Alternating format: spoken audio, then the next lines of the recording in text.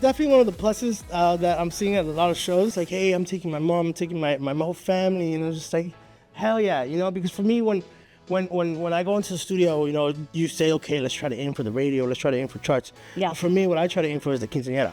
Yeah. Like the family, the culture, we'll come together and celebrate. And seeing videos like my song is used as a baile sorpresa, that's where I want to be. You're listening to Behind the Drop podcast, where we take you past the lights, beyond the decks, and into the minds of artists that shape the global EDM scene. I'm Erica Corona, coming to you from Bay Area, California, where underground culture meets worldwide sound. Our 7th episode features a global superstar, Mexican-American DJ and producer, Deorro. We sat down to discuss his journey as a musician and artist throughout his career. We highlight his new album release, Botas Rave, and discuss the influences he had for his 3rd album and tour. Now let's go behind the drop. Hey everyone, this is Erica from Behind the Drop podcast. I am celebrating our 1-year anniversary podcast episode with the one and only Deorro. Hi, how you doing? Welcome to the podcast. Thank you so much. Happy to have you. Thank you for having me. Thank you for your time. And like you said earlier, this really has felt like a celebration, and it's like all around, and I'm just happy to be part of it. Yes, amazing. Now, I know last night was just an incredible fiesta. It was just, the crowd was just having the blast. Mm-hmm. I mean, the experience in itself, which we'll go to your album, which congratulations on your 3rd album, on Botas Rave. But also, like, how has the experience been? Especially, this is the first show at the SF Takeover at the Midway. Yes, you know what? And what better city to premiere this for the fans, for the culture, for the reason why I do it. I mean, up until I got onto the stage, I was just like, oh my God, I was sweating, I was nervous, and my band was also hyping me up, saying like, it's gonna be good, and I was just like, I believe it. I'm just like, what if I messed up though? I was like so nervous. Obviously, like when you put so much work into something, the more work you put in, the more like you really wanted to, you don't want to disappoint people. Of course. But honestly, man, like once I got up there and I saw everybody, I was like, oh man, we're all here just to have a good time. And I'm just so blessed and lucky to be able to do what I do, to wake up and to have this be my duty, my job. Yeah. To be able to do this, like. And you make it look easy. No, you make it look easy. It is easy to get up and do something like this. Yeah. I mean, there's just challenges, and all the time and work and dedication, but it's like you don't have to tell me twice, I know. Which, by the way, this project of yours is quite amazing. I mean, you've literally fused just not electronic music, but Latino artists, like also like cumbia, banda. I mean, everything. And you're one of like the first Latino artists that actually started a movement for up and coming artists to be in part of the movement, right? Yeah. You know what? It's actually it's amazing to see it work, because I remember when like one of the first projects I did was when I wanted to work with Elvis Crespo. Yes. Because I would play Suavemente, and I was just like, it'd be dope if it was like a Suavemente like EDM version. And I remember when I first tried it, and I was like, man, like they're gonna hate this. And I was tripping, bro. But like, you broke the barrier, right? And you molded something, a movement, into just an incredible new genre now that everyone just loves it, and it's global. I feel like it's just, I feel like as Latinos, we have so much to offer the world of not just music, but specifically electronic dance music. Mm-hmm. And it's great. I mean, there's so many homies that like, people from Mexico, people from Colombia, people from Puerto Rico, and like all over South America, and like just to see them up and coming, now it's like right now it's like an explosion of Latin EDM, and it's so, I'm trying to take everybody on tour, like it's I know, but there's it's so much fun, like, and then it's also like, damn, now I have all my homies like, man, I've got to drink a lot of water because we're gonna turn up, but it's so much fun. I mean, there's so many artists, like I have like all the boys on the album that like, I'm so lucky to have them. Trio Monterrey, classic, oh right? My God, Los Papás, Los Papás de Tribal Música, and like, then you got like my homie Bolo killing it right now. Romy too. Romy, yeah. my boy Romy, yes. Yeah, and I met him. He's a great homie.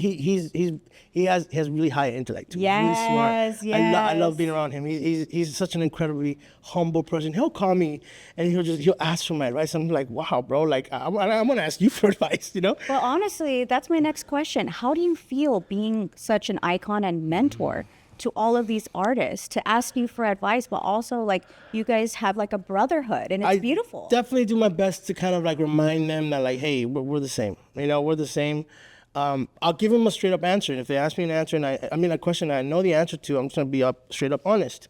And sometimes I'll tell them I don't know. Yeah. You know, I don't know. I'll just be honest. If I were to be in the position you're in, this is how I would go about it. And to the point where I kind of guide them into a way where they're able to actually get an answer for themselves because they got it, you know. Yeah. Like I feel like, yeah, I mean, I'm also doing this for the first time too, so it's kind of like just do it with your heart, you know, do it with your heart, follow your gut, and then just, you know, do it for music. And I believe the better you take care of music, the better music will take care of you. Oh yeah, of course. And the experience in itself is just, it's, you know, you learn from it, but you just make it even more exciting, right? Yeah, it's a party. And what kind of, you know, your influences that you've had at a young age, you know, who were your influences and what genres kind of drove you to get to where you're at now? You know, when it came to DJing and music, they were both separate at first, right? Because I grew into music. Ever since I was little, I don't remember my first time playing the piano. I was like little. So that was something that kind of I always just had. Mm-hmm. And I remember listening back in the day to like reggae, rock, all kinds of like all band music. Yeah. And then DJing wise, I would DJ like house parties with my dad. You know, so it's like when it came to that, it was a lot of like the culture, you know, like Mexican, Latin, like sometimes it'd be mariachi night. Sometimes some families would listen to more norteño. Sometimes it'd be more mariachi, or sometimes it'd be more banda, you know. So it's like I got the opportunity to basically be front row seat to like all these celebrations and then hear what music was popping off. Like what was like, I remember I would tell my dad, hey, you should play this one. Like, you know, like don't play it yet, you know, don't play it. And then I would tell him, oh, now's a good time. So it's like I kind of got the opportunity to learn at a young age how to time certain songs. And those songs were like La Chona, Zapateado Encabronado, you know, like what's like, exactly, you know. So it's like, and now to be collaborating with like Aracranes, Monteza Durango, Los Tucanes, it's like, it's crazy to like, it's a full circle. I remember what that music made me feel like when I was, you know, in the parties, but now to see why, what is it about this song, like the bajo sexto and the rhythm and all that, to be able to produce it and to like see how the bass works and everything and what makes the rhythm, it's full circle. You know? And then to tell my dad, I took my dad to that studio session, you know. Wow, that's amazing. That's a beautiful, like full circle moment. Yeah. And what's crazy too is like, you know, now modern day like people, you have like tios and tias know who the heck you are now because it's like, oh yeah, that's so cool. Song, you know what I mean? Like, I think that's definitely one of the pluses that I'm seeing at a lot of shows. People like a lot. It's like, hey, I'm taking my mom, I'm taking my whole family, you know, just like, hell yeah, you know. Because for me, when I go into the studio, you know, you say, okay, let's try to aim for the radio, let's try to aim for charts. But for me, what I try to aim for is the quinceañera. You know, like the family, the culture, when we come together and celebrate.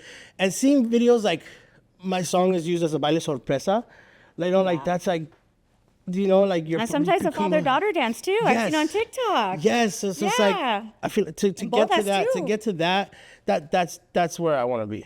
You know. Yeah, and it's beautiful because not only are you celebrated as an artist, but like your movement in music is just everywhere now. And honestly, I've been following you. I even met you when you were DJ Tonic back in the day. That's crazy. Because we're from St. Gabriel Valley, West Covina. Like, we got out of the cove. Tonic, that's crazy. Yeah, from Tonic to now Deorro. You are a global superstar.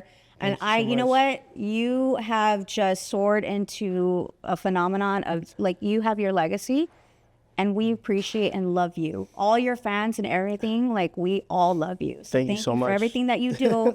And honestly, the Bay Area loves you. Oh, man, I'm so happy this is where we did the first one, man. Like, the fact that, I mean, I got emotional with the band, too, yesterday. I was right there and backstage, like, thank you. I feel like this was the perfect place to do it. I mean, even the sound guys, you know, the promoters, everyone's just like, yo, like, thank you. It's like, no, thank you guys. What the hell? Like, I'm just like, you know, the fact that this was made possible by the team, I mean, I'm so lucky to have And the such a great midway team. team is the That's best, why too. everybody like midway, everything, man. And I'm just happy to just be here, and be a part of it. I know. Now, that's my next question. What makes kind of the Bay Area cultura and comunidad, right, different than any other community, like LA or any other? Man, I don't know. You just gotta come here and figure that out for yourself, because it's just like, it's just being here, the energy, and like it's also the city. It's such a beautiful city, and the food, and like, yeah, you got a lot of culture out here. You got a lot of different cultures, and I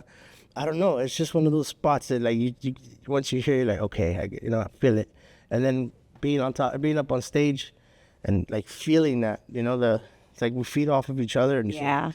it's insane. I know, and you were giving your roses out. You were darting them crazy. It was such a good There's a time. lot of great catches out there. There were actually like a couple people that did one-handers. You were darting them too. Yeah. Some were unexpected. Yeah.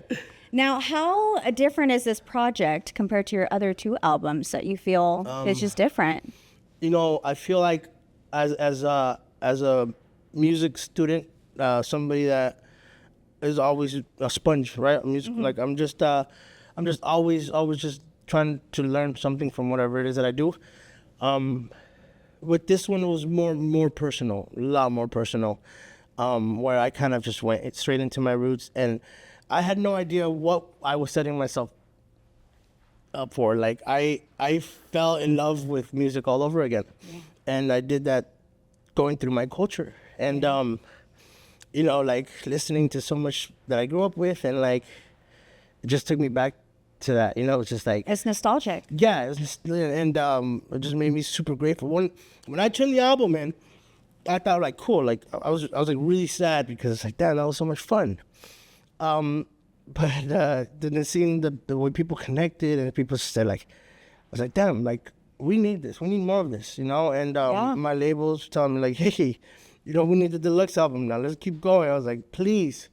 Yeah. I feel like I'm nowhere, like I'm not done with this. So Oh, no, of course. But you know what? We just want you to know your music connects not just us Latinos and the community, but the world.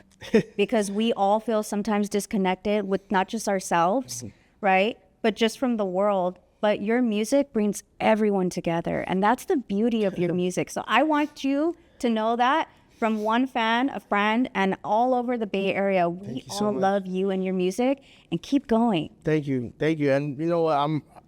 It'll always be with 100% of my heart. Everything I do, like it's just I go above and beyond, because I feel like I owe you guys so much. You don't owe nothing. Because you know what? I feel it. No, I know. Because you know what? No matter what, you always bring the party. It's puro pinche party all the time. You know what I mean? Hell yeah. And Thank we you. all need that. You know what I mean? I'm so glad that the Bay Area, like all of, Latinos came together. Like Yeah. even on the NorCal raves, I'm Yes. doing all the content and everything. you I so said, all much. the I Latinos, appreciate like it. let's Yeah. have a big party. I can't see anything. My eyes are so foggy. Like crying, but it's like, No, it's good. And bringing the banda, that is just dude, an oh epic my god! experience. You know what? I'll give him so much credit, man. And we'll go back 6-7 weeks when I got I told management and my team, and I was like, hey, I need to put a band together because I want to do this live. Yeah. And then like, okay, like, what do you need? And I told them all the instruments. And I remember we were in the rehearsal space for the first time, and I had the CDJ set up, and I was just like, okay, hear me out, okay? Just follow along. And we didn't know what we were doing, and it took us a couple of tries. It took us, I think, probably four 3-hour rehearsal sessions, and we finally started figuring something out. We kind of like created a whole new way of performing, to where now, I mean, these boys are on stage just killing it, Yeah. For me, like some of the musical parts, some of the pieces that they do, like for example, the accordion, I think I spent like 8 hours working on the melody, and then I wrote it, and then I had someone perform it, and then to see someone like Chewy just rip it live, I'm just like, oh, that talent is just, I respect that so much. And to watch all of them, to hear all of them just as a band, as one, and then just to see how hyped they are, man. They're so excited to be here. So I want to get this to a point where I want to take them on tour. I want to give them that experience, Yeah. Because I feel like when they're up there, you could tell they're in their zone, and I love watching people be in their zone. I love like I'm like in awe, you know? And what I love about you is you give people the opportunity that maybe no one else can give them, right? Yeah. Especially like if it doesn't really cost me anything, of course I'm gonna do it. You know, Yeah. like I just love seeing people's eyes light up, you know, and like that's definitely a big plus out of all of this. Yeah. And also like, you know, the fact that you give everybody an opportunity, but also like, you know, creating that like just persona of, hey, if I can build myself up, I can build you up too. Yeah. And I think that's what everybody loves about you, because you're the most humblest artist that I've actually ever met. Also like supporting other Latino artists, and not just Latino artists, just everyone in the industry. And that is very rare. So thank you. You know, and I'm getting very grateful to be here. I believe I'm an accidental artist. I think I accidentally became an artist. I'm a musician at heart first, and but the fact that I get to go on stage, you know, that's just It's something that you're It's a blessing. passionate about. And some people don't even know what their passion is in life. So the fact that you were able to get that calling is beautiful.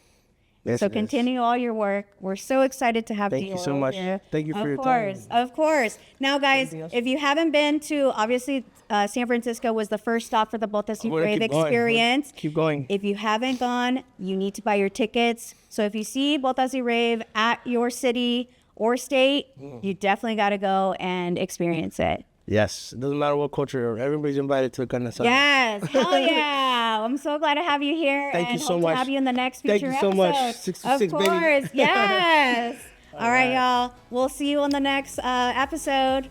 Bye, guys. If you enjoyed this episode of Behind the Drop podcast, don't forget to add us on all social platforms on Instagram, Facebook, Twitter, and TikTok at Behind the Drop podcast. You can find our episodes on YouTube, Apple, and Spotify podcasts. Make sure to follow us for more episodes.